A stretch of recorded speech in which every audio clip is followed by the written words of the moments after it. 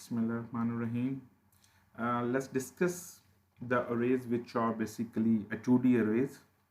और 2D array को discuss करने से पहले थोड़ा सा मैट्रिक्स के ऊपर या ग्राफ के ऊपर डिस्कस करते हैं. लेट्स से अगर मेरे पास 3 रोज हैं और हर एक रो के अंदर मेरे पास 4 सेल्स हैं. सो मैं ये कह सकता हूँ कि ये बेसिकली जो मैट्रिक्स है ये 3 रोज और 4 कॉलम्स के इक्वल है. सो ऑल टुगेदर हमारे पास 12 सेल्स बनते हैं. सो वी नो कि मेरे पास this is row 0, that is row 1 and then row 2. ये जो है ये मेरे पास कॉलम 0 है, next one is column 1 and this suppose to be column 2 and this is column 3. So इस मैट्रिक्स में रहते हुए या इस ग्राफ में रहते हुए, ग्राफ्स के अंदर भी रोज एंड कॉलम्स का कॉन्सेप्ट है. सो आप चेक कर सकते हैं कि हर एक सेल का एक पर्टिकुलर एड्रेस होगा. लेट्स से अगर हम पहले सेल की बात करें तो this is 0 and 0. So row number 0 and column number 0, that is supposed to be, next cell would be 0 1 and then 0 2 and then 0 3. इस तरीके से आप हर एक सेल को एक डिफरेंट एड्रेस दे सकते हैं, यूनिक एड्रेस दे सकते हैं. और जब भी आपने सेल को कॉल करना है तो आप उस पर्टिकुलर एड्रेस पे जाके आप उसको कॉल कर सकते हैं. लेट्स से अगर मैं इस सेल की बात करूं तो इस सेल के लिए मेरे पास जो रो है वो रो नंबर 2 है और जो कॉलम है वो कॉलम नंबर 1 है. सो ये जो मैट्रिक्स है जो कि हमारे पास 3 रोज एंड 4 कॉलम्स का है, अगर आप इसके डायमेंशंस के ऊपर फोकस करें तो बेसिकली 2 डायमेंशंस का है, क्योंकि इसके अंदर रोज भी है और इसके अंदर कॉलम्स भी हैं. ये 2 डायमेंशंस का मैट्रिक्स है. अगर इसी चीज़ को, इसी पर्टिकुलर मैट्रिक्स को अगर हम C++ के अंदर बनाने की कोशिश करें तो C++ इसी सिंटेक्स को 2D अरेज का नाम देता है. यानी 2D अरेज का मतलब ये है कि आपके पास उसके अंदर जो अरे है वो बेसिकली रोज़ और कॉलम्स के ऊपर डिपेंड कर रही होगी. कितने रोज़ हैं कितने कॉलम्स हैं कंपाइलर को बताना पड़ेगा. फिर आप हर एक सेल को जाके एक्सेस कर सकते हैं, यानी रीड कर सकते हैं, राइट कर सकते हैं, अपडेट कर सकते हैं, और जितने भी फंक्शनलिटी आप परफॉर्म करना चाहें वो तमाम फंक्शनलिटीज़ आप उस 2D अरे के अंदर कर सकते हैं. सो अगर हम 2D अरे की बात करें कंपाइलर के अंदर तो उसकी डिक्लेरेशन क्या होगी कि पहले आपको बताना पड़ेगा कि किस डेटा टाइप की है, देन ऑफ कोर्स उस अरे का नाम जो भी आप रखना चाह रहे हैं, और जिस तरीके से आप स्क्वायर ब्रैकेट्स में साइज़ देते रहे हैं 1D अरे का, इसी तरीके से आपको 2 स्क्वायर ब्रैकेट्स में साइज़ देना पड़ेगा. जो पहली स्क्वायर ब्रैकेट होगी वो नंबर ऑफ रोज़ को बता रही होगी, हमारे पास 3 रोज़ हैं इस पर्टिकुलर एग्जांपल में, और जो दूसरी ब्रैकेट है वो बेसिकली नंबर ऑफ कॉलम्स को बता रही होगी, हमारी इस पर्टिकुलर एग्जांपल में 4 कॉलम्स हैं. सो माइंड दैट कि आपके पास C++ के सिंटेक्स के अंदर जो पहला जो स्क्वायर ब्रैकेट्स होगी बेसिकली नंबर ऑफ रोज़, और जो सेकंड स्क्वायर ब्रैकेट होगी वो बेसिकली नंबर्स ऑफ कॉलम्स होंगी. तो इस तरीके से आप कंपाइलर को बता सकते हैं कि आई नीड अ अरे, और उस अरे का जो नाम है वो ARR रखना, और उसकी डेटा टाइप जो है वो इंटीजर टाइप होगी, और मुझे इसमें 3 रोज और 4 कॉलम्स चाहिए. So in other words you are basically getting this kind of cells जो कि हमने ऊपर बनाए हुए हैं. सो 3 × 4 आपको इंटीजर्स चाहिए विच इज़ 12, और एक इंटीजर जो होगा वो 4 बाइट्स ले रहा होगा. सो आप इस तरीके से जो टोटल मेमोरी है जो इस 2D अरे के लिए चाहिए वो आप गेट कर सकते हैं. सो इफ़ आई अज्यूम कि मेरे पास 4 बाइट्स लेगा एक इंटीजर, सो ये 48 बाइट्स की मेमोरी रिजर्व करेगा इस पर्टिकुलर ARR अरे के लिए. और इस अरे के लिए आपको करना क्या है, आपने इसको जब भी एक्सेस करना है तो आपको बेसिकली इसका रो नंबर देना पड़ेगा और इसका कॉलम नंबर देना पड़ेगा. और जिस तरीके से मैं लेट्स से इस सेल के अंदर जाके 10 लिखवाना चाह रहा हूँ, तो यू कैन नो कि इस सेल का एड्रेस क्या है. That is suppose to be row number 1 and column number 1. So compiler के अंदर बड़े आसानी से आप लिख सकते हैं ARR ऑफ 1 यानी फर्स्ट रो और फर्स्ट कॉलम को आप 10 के इक्वल करवा दो। सो ये कंपाइलर को पता है कि आपने जो पहले मेंशन किया है तो that is row number 1 and then उस रो का कितना कॉलम है उसके अंदर जाके ये 10 रखवा देगा। सो ये डिक्लेरेशन है। डिक्लेरेशन के साथ अगर आप इनिशियलाइजेशन करना चाहें तो वो भी कर सकते हैं। That is quite easy. So for example अगर मैं एक अरे बनाना चाह रहा हूँ, लेट्स मेक अरे इंटीजर टाइप की, नाम है उसका ARR और उसके अंदर 3 रोज चाहिए और 4 कॉलम्स चाहिए। सो आप इसमें लिख सकते हैं let's say 1 2 3 4 and then 5 6 7 8 and 9 10 11 12। So compiler को पता है क्योंकि आप उससे जो डिमांड कर रहे हैं 3 रोज़ की डिमांड कर रहे हैं, तो 1 2 3 ये जो आपके पास 3 रोज़ की डिमांड कर रहे हैं। सो let me clear that thing. 3 रोज़ की डिमांड कर रहे हैं और हर एक रो के अंदर बेसिकली आप 4 जो इंटीजर्स हैं उनको स्टोर करने की कोशिश कर रहे हैं। सो कंपाइलर नोज कि आपके पास 1 2 3 एंड 4 जो है ये बेसिकली रो नंबर 0 है। इस तरीके से 4 5 6 7 8 जो है दैट इज रो 1 एंड 9 10 12 जो है ये बेसिकली रो 2 है। और एज वी ऑल नो कि इंडेक्स जो होगा वो हमेशा 0 से शुरू होगा। सो इस केस में भी जो रो नंबर 0 हैं, row number 0 1 and 2 all together 3 rows होंगी और हर एक रो के अंदर आपके पास 4 नंबर्स अकोमोडेट होंगे। तो ये इनिशियलाइजेशन इस तरीके से भी हो सकती है। इसका जो बहुत आसान तरीका है इनिशियलाइजेशन करने का, वो जिससे आपको थोड़ा सा कॉन्सेप्ट नज़र आएगा, आपको पता भी चलेगा कि किस तरीके से डिफ्रेंशिएशन हो रही है। लेट्स से मैं लिखता हूँ कि मेरे पास एक इंटीजर टाइप अरे है, लेट्स कॉल इट ARR और उसके अंदर 2 रोज़ हैं और हर एक रो के अंदर 3 कॉलम है। सो क्योंकि मेरे पास 2 रोज़ हैं तो आप कर्ली ब्रैकेट्स के अंदर आप अरेज बना सकते हैं। यानी पहली अरे जो बनी है, एक अरे के अंदर जो अरे बन रही है दैट इज़ 1 2 3, ये आपके पास रो नंबर, क्योंकि आपके पास 2 रोज़ हैं तो आपके पास रो नंबर 0 होगा, रो नंबर 1 होगा एंड सेकेंड जो रो होगी let's say that one is 4 5 and 6 and then brackets को क्लोज कर दें। सो इसका फ़ायदा क्या है कि जो पहली कर्ली ब्रैकेट के अंदर आप पहली रो पूरी दे रहे हैं और दूसरी कर्ली ब्रैकेट के अंदर आप दूसरी रो का डाटा दे रहे हैं। So it's up to you, आप दोनों सिंटेक्स यूज़ कर सकते हैं और अगर आपने ऑफ कोर्स 0 के इक्वल करना है तो इज इक्वल टू 0 कर दें, वो पूरी की पूरी अरे को 0 के साथ इनिशियलाइज कर देगा। अब जब भी आपने किसी पर्टिकुलर रो के या कॉलम के अंदर जाके कुछ अपडेशन करनी है या रीड करना है या राइट करना है, सो इन दैट केस आपको डिफरेंट लूप्स लगानी पड़ेंगी।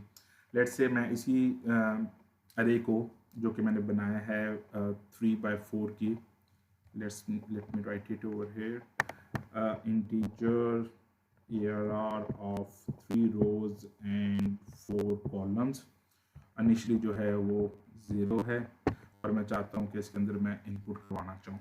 सो इसके इनपुट के लिए मुझे 2 लूप चाहिए। एक लूप कौन सी चाहिए, क्योंकि एक लूप कौन सी चाहिए जिसके अंदर मुझे नंबर ऑफ रोज को मैंने एट्रेट करना है, और दूसरी लूप कौन सी चाहिए जो जिसकी चाइल्ड लूप होगी, वो लूप कौन सी चाहिए जिसके अंदर मैंने नंबर ऑफ कॉलम्स को एट्रेट करना है। सो मैं लिख सकता हूँ for integer, let's say row is equal to 0, row should be less than 3 and row plus plus। इसी तरीके से जो मेरी जो चाइल्ड लूप होगी, इसके अंदर जो नेस्टेड लूप होगी, उसको मैं लिख सकता हूँ for integer column should be 0, column should be less than 4 and column plus plus.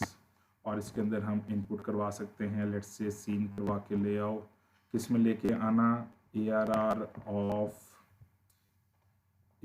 Of row and column. So जब भी आपने 2D अरे के अंदर इनपुट करवानी है, आउटपुट करवानी है, अपडेशन करनी है, जो भी काम आपने करना है उसके लिए आपको उस तमाम सेल्स को आइटरेट करना पड़ेगा, और हर एक सेल को आइटरेट करने के लिए आपको लूप्स चाहिए, पहली रो की, पहली और दूसरी कॉलम की। और ये जस्ट आपकी इमेजिनेशन है, यानी आप इसको चेंज भी करवा सकते हैं। मैं बेसिकली ये रो ओरिएंटेड चल रहा हूँ।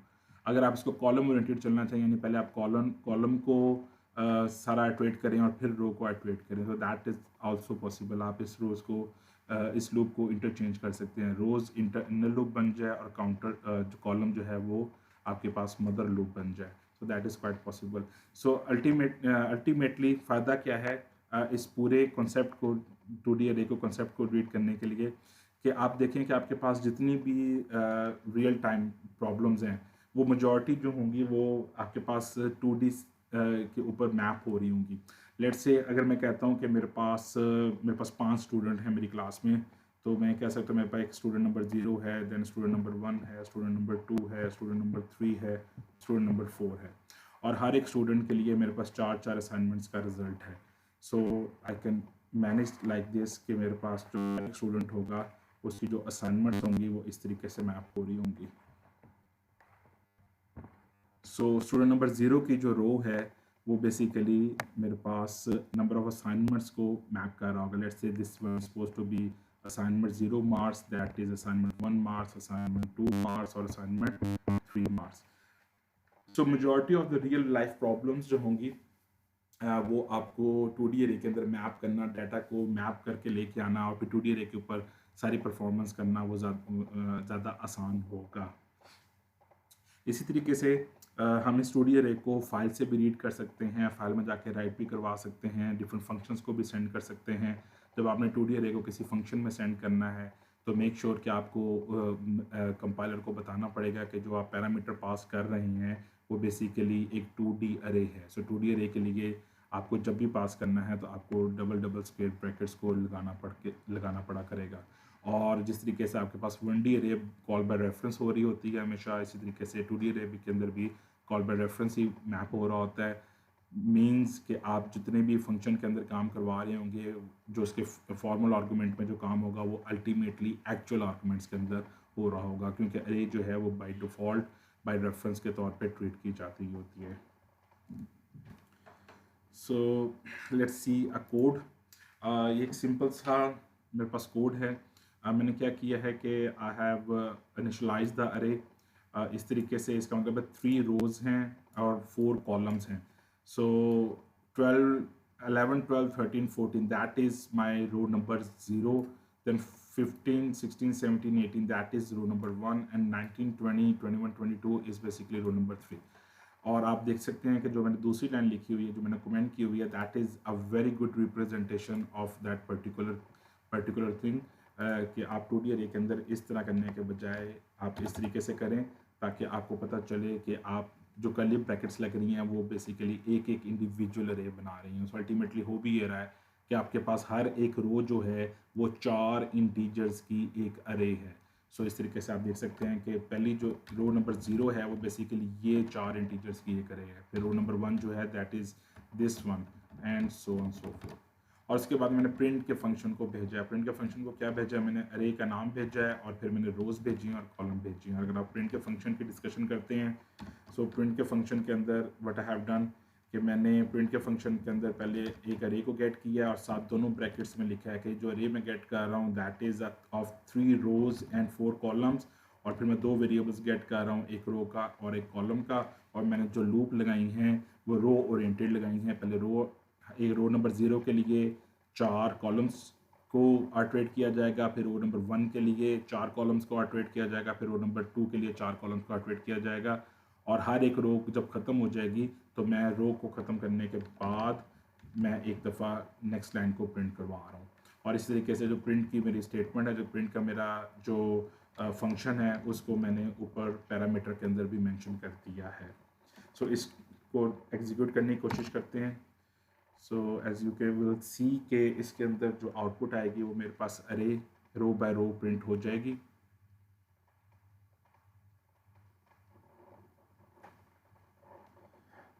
It is again taking too long.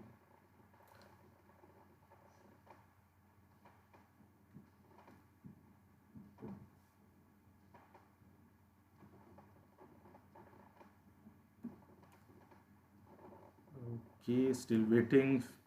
I don't know what happened to Visual Studio, but sometimes takes time.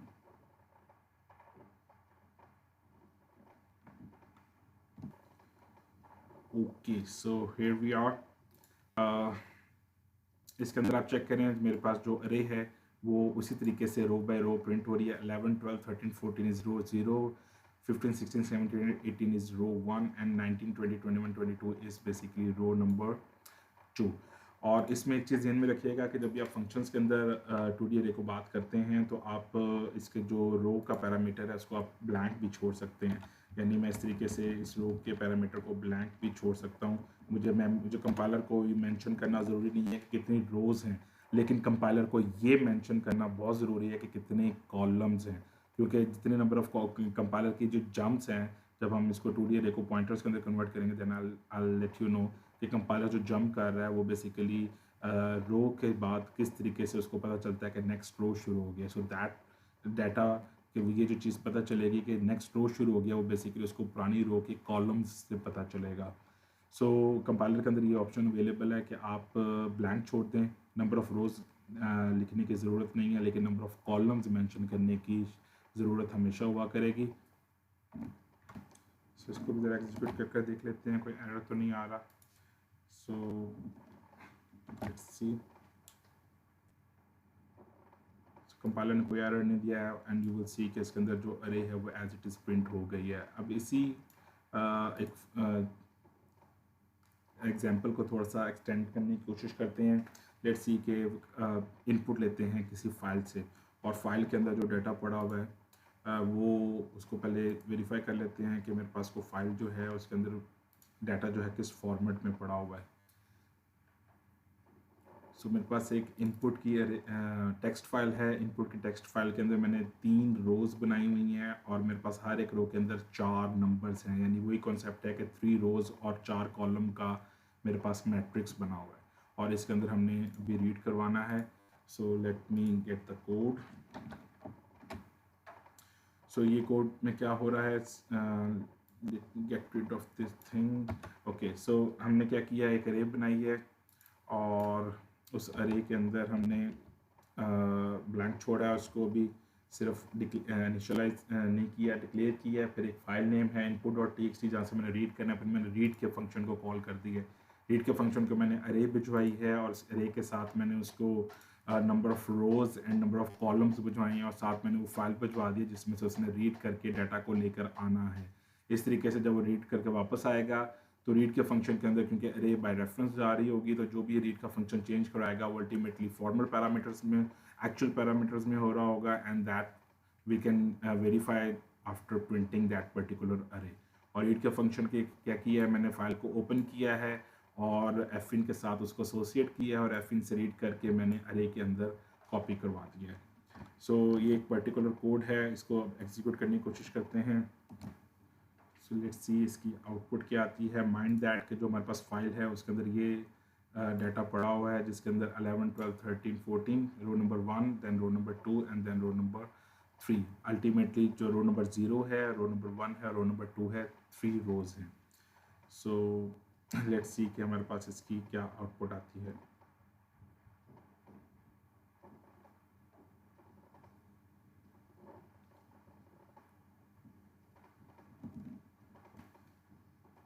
Okay, सो आप चेक कर सकते हैं कि मेरे पास जो प्रिंट डाटा सही रीड होके 2D अरे में आ गया है और उसको फिर हमने प्रिंट भी करवा लिया है।